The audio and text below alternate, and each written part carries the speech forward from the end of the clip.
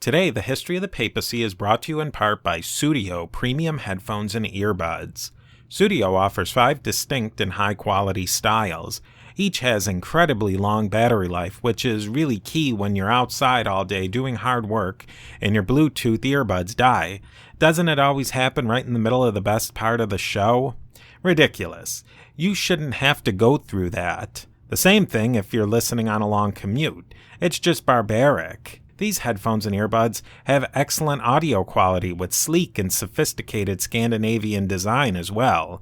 But, at least with the headphones, you don't have to follow a long set of directions to put them together. All you have to do to start listening to all your favorite podcasts and music on your new Sudio Headphones is to go to their website, studiosweden.com, and enter discount code POPE at checkout to receive a 15% discount and free worldwide shipping. That's a 15% discount and shipping to anywhere in the world for free. Again, go over to studiosweden.com and enter the discount code POPE. Enjoy your next episode of the History of the Papacy and Beyond the Big Screen with your new pair of Sudio headphones. More information can also be found in the show notes.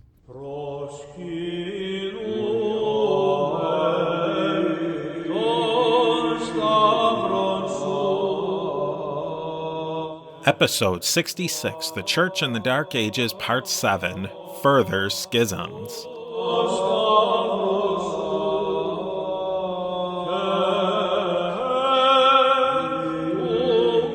Thank you for listening to The History of the Papacy, of course an Agora Podcast Network member.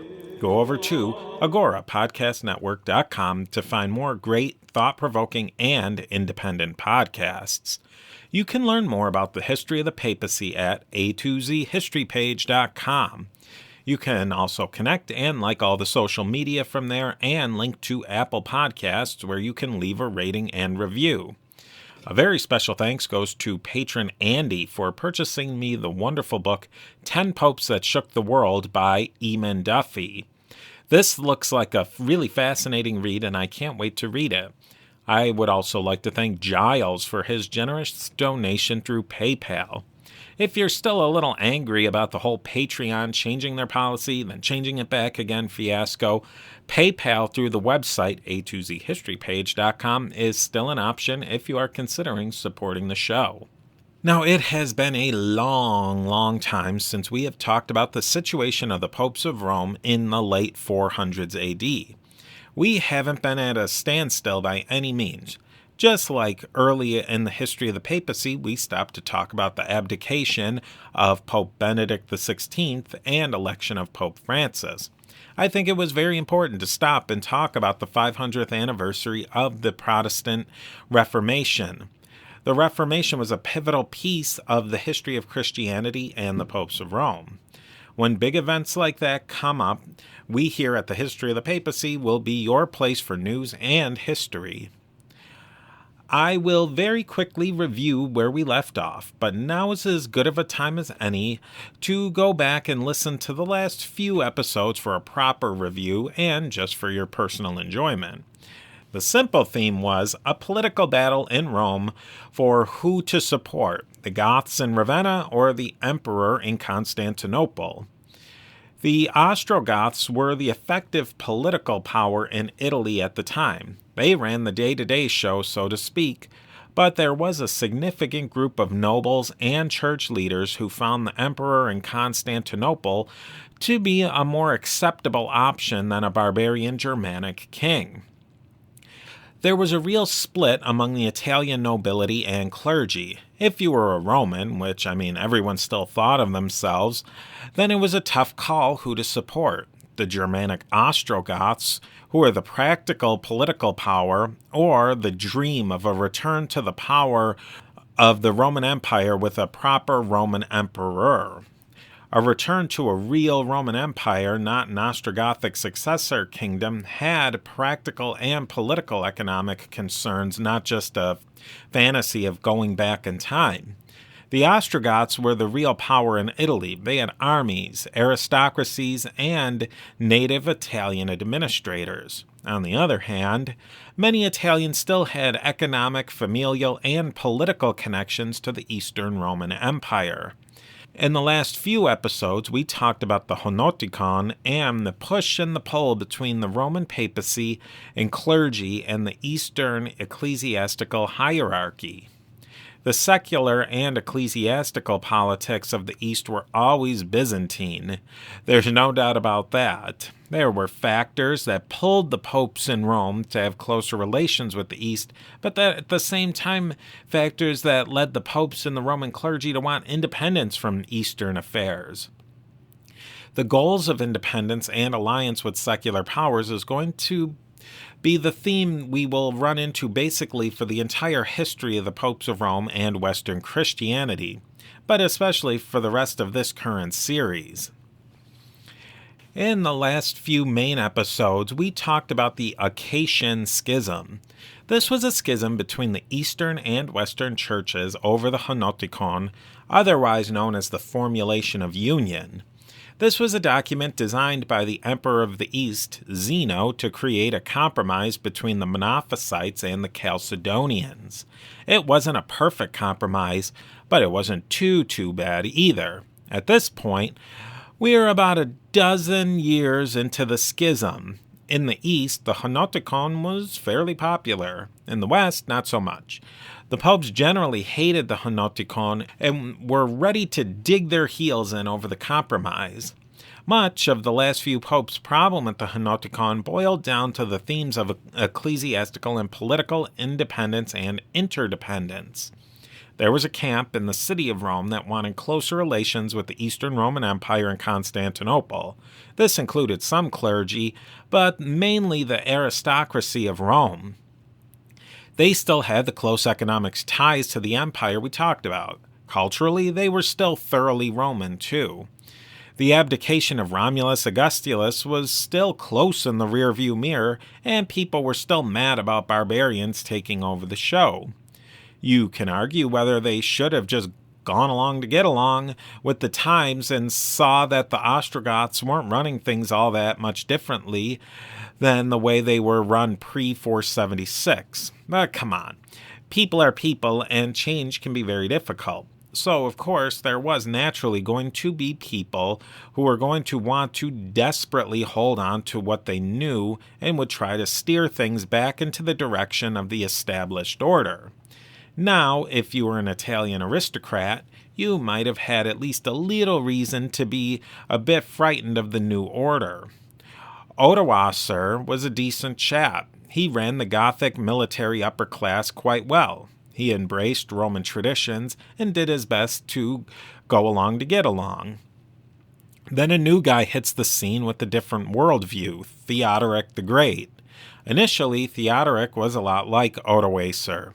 The whole way Theodoric came to power would make anyone feel a bit queasy, though. After losing a bunch of battles, Odoacer was ready to throw in the towel and pass power over to Theodoric. At the end of a big party where everyone had a good old time, what does Theodoric do? He just chucks out his sword and cuts Odoacer on the neck and nearly cuts this guy clear in half.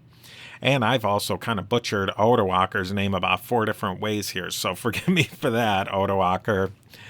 Legend has it, while Odoacer was lying there in 2 pieces of Odoacer, more accurately, 2 pieces of him, Theodoric is supposed to have said something like, "I knew he didn't have a bone in his body." What was a good old Roman to make out of that? Well, barbarity.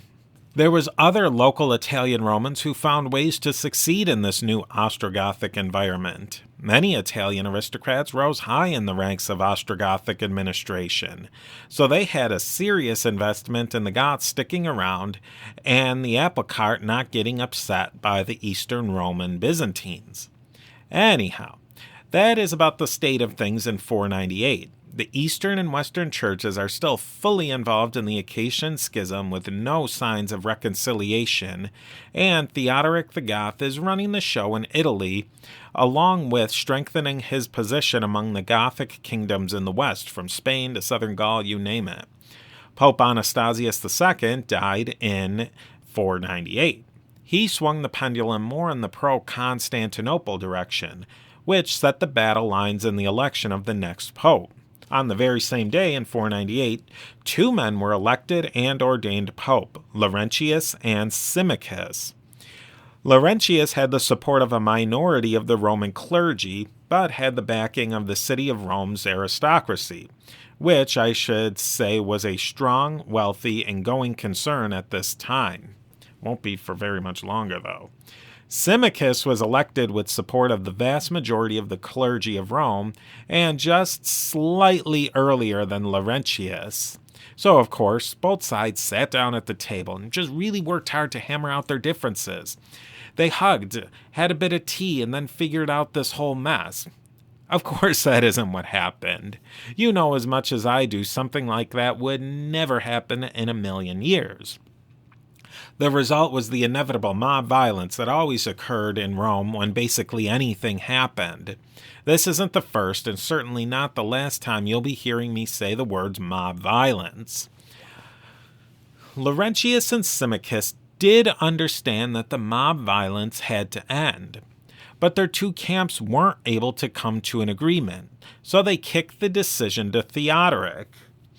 It is really strange that two Catholics would be in agreement to have an Arian Christian king decide who the next pope was going to be.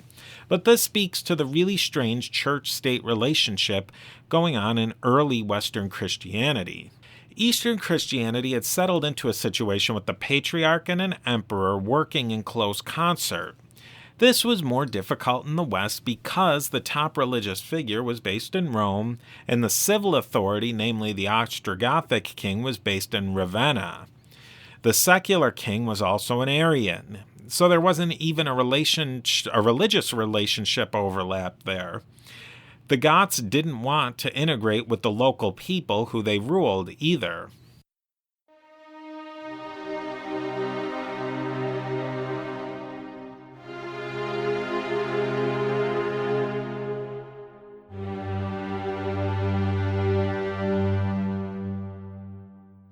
Now we're going to see full-blown secular politics at work. Theodoric's decision is going to have nothing to do with religion at all. Symmachus and Laurentius's actions weren't religiously motivated either. Theodoric decided the person who was elected first, and with the largest support of the clergy, should be pope, and that was Symmachus. Why did Theodoric decide this? Who knows?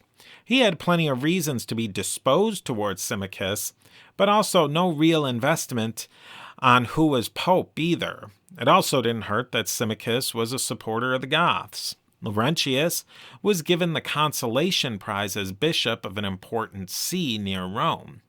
Laurentius's supporters didn't give up quite so easily, though. Laurentius's Roman aristocratic backers went to Theodoric and accused Symmachus of just about everything you could imagine, including, but not limited to, the misappropriation of church funds and assets, as well as not abiding to his vow of chastity, if you know what I mean. Many of these accusations were quite likely true. Theodoric ordered that Symmachus be tried for his various crimes and misdemeanors, and there actually was a synod held. Symmachus refused to participate, and he was acquitted because a pope cannot be judged by any court or man, civil or ecclesiastical. Now, Theodoric, of course, wasn't very happy with that conclusion, as Symmachus pressed for more papal authority at the expense of the king. This is where events get very weird. The party who supported Laurentius the whole time went back to Theodoric and made the incredibly shocking accusation that Symmachus was celebrating Easter based on the old Roman calendar and not the calculatist calendar computation of Alexandria, the preferred method of Constantinople, by the way. Maybe that was a very big deal to the party of Laurentius because they were big-time supporters of better relations with Constantinople. But why would Theodoric give a flying fig about the calendar the Pope observed? Theodoric wasn't even an Orthodox Catholic Christian.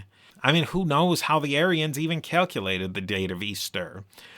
I just can't believe it was such an offense to Theodoric that Symmachus celebrated Easter using an older formulation. Also, why did Symmachus decide to follow the old Roman calendar in the first place? So, for some reason, Theodoric called the Pope to Ravenna to answer for why he didn't celebrate Easter according to the Alexandrian method. Symmachus was all set to go and then changed his mind and said no king could judge him. Didn't he say that already? Then the Laurentian party piled on some more charges, and Theodoric had enough and more or less allowed Laurentius to just slide into being pope by de facto taking over the Lateran Basilica and most of the other churches in Rome. Laurentius was pope for about 4 years after this. Symmachus, in the meanwhile, holed himself up in St. Peter's Basilica in the Vatican, which at this time was outside of the city of Rome proper. The Vatican Hill was outside of the walls of Rome, but actually the walls of Rome would eventually be expanded around the Vatican, but that's really a few hundred years in the future. Symmachus renovated St. Peter's extensively. He added new buildings and upgraded baptistry and papal apartments. This was in fact the first time St. Peter's had apartments added to the basilica grounds. Scholars think Symmachus was trying to build up St. Peter's so that it could be seen as a counter to the official papal residence at the Lateran Cathedral. Of course, now, at this point, Symmachus did what anyone in his position would do while in exile. He employed all of his resources to create an extensive set of forgeries that bolstered his position and the position of Pope of Rome, including such as the donation of Constantine. We talked about the donation of Constantine all the way back in episode 26, the Ante-Nicene Popes Part 7. Now that's a creative title for a podcast episode if I've ever heard one.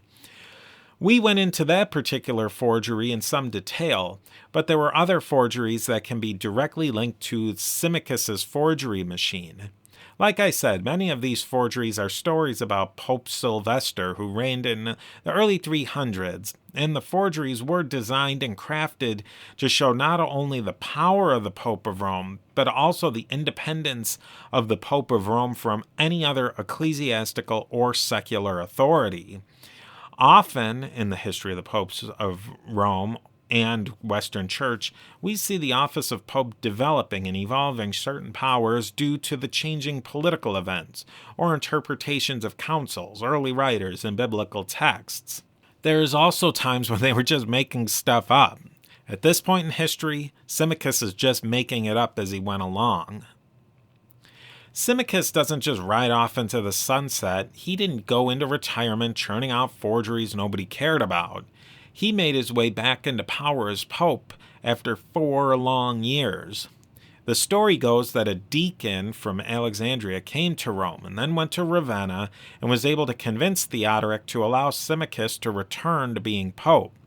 Otherwise, Symmachus was a great builder and renovator of church properties, made the Bishop of Arles the metropolitan over all of Gaul, which is a story we've heard time and time again, who's going to run the show in Gaul. He helped the poor and persecuted Christians, especially in North Africa, the Christians of North Africa suffering under the Vandals. Similar stuff to many other popes. The Acacian schism went on even though the Byzantines entreated with Symmachus on several occasions. With that, doesn't this sound like the most ridiculous story you've ever heard? None of it makes sense whatsoever. I can see why this period of time is glossed over in almost every book I've read on the history of the papacy and Western Church. Most books talk about Leo the Great in the 460s and then jump right to Gregory the Great in the 590s. I think that is because the time and period of the Ostrogothic papacy is so strange. There are a lot of unanswered questions and events that just don't make sense. They just don't pull together as a cohesive story. Symmachus was actually the natural ally of Theodoric, but at certain points, Laurentius was a better ally than Symmachus. When Theodoric was trying to get along with the emperor in Constantinople, he needed someone like Laurentius to help smooth over the relationship. Symmachus held no sympathies for the Eastern Romans at all, so it would not have been advantageous to have him around for these difficult negotiations. The thing that really makes no sense to me is how Symmachus got back into power in Rome after being out of power for 4 long years. I've read 4 or 5 sources on this story, and they all say essentially the same thing. Symmachus was put back into power because of a deacon from Alexandria convinced Theodoric that Symmachus was the rightful pope and should be back in power. Theodoric had at least some reason to side with Symmachus because Theodoric was becoming less and less inclined towards the Byzantine Empire politically. In fact, they were slowly becoming enemies. The question is, why would the word of a deacon from Alexandria, which was really much more in a Monophysite pro-Henoticon type of place, make Theodoric turn around so suddenly? I think the better question is, why was this deacon added to the story in the first place? Now it's time for a little conjecture by Steve. I think this deacon from Alexandria very well may have existed and had some role as an intermediary between Symmachus and Theodoric. I also think it's likely the details of the Alexandrian deacon story are a sort of deus ex machina for the story of Symmachus. Maybe the deacon was added to the story to make Symmachus the driver of his being made pope again, instead of at the whims of a barbarian king. Symmachus had good motives to twist the story to meet his needs better and had a history of creating forgeries, so take it or leave it. Today, we leave in the year 514 with the death of Pope Symmachus. Laurentius took his ouster fairly well, at least well enough that he retired to his aristocratic benefactor's villa and didn't make any other further plays for power. Theodoric was trying his best to solidify an Ostrogothic kingdom on the foundations of the Western Roman Empire. Relations between East and West were as rocky as they were ever at this point. The popes were doing their best to maintain as much independence as possible from the Goths and the Eastern Romans. Although, as we will see, the popes of this period are going to just start getting pulled in the direction of the Ostrogoths more and more. A huge shout out goes to our Rome level patrons, Peter the Great and Mary Carmen. I want to thank our Constantinople level patrons on patreon.com/papacy. Sandy, Andy, Paul, Dr. Jeff, Robert, Sean, and Yoren, as well as our Alexandria level patrons, Francine and Richard. And if you go over to patreon.com/papacy, you can find a lot more about the different levels of patronage on patreon.com for the history of the papacy and how to access our new bonus feed, which is called Off Track Episodes. So I really sincerely appreciate you taking the time to listen, and I look forward to seeing you on our next step on our trip through the history of the popes of Rome and Christian Church. Deus, Deus, Deus.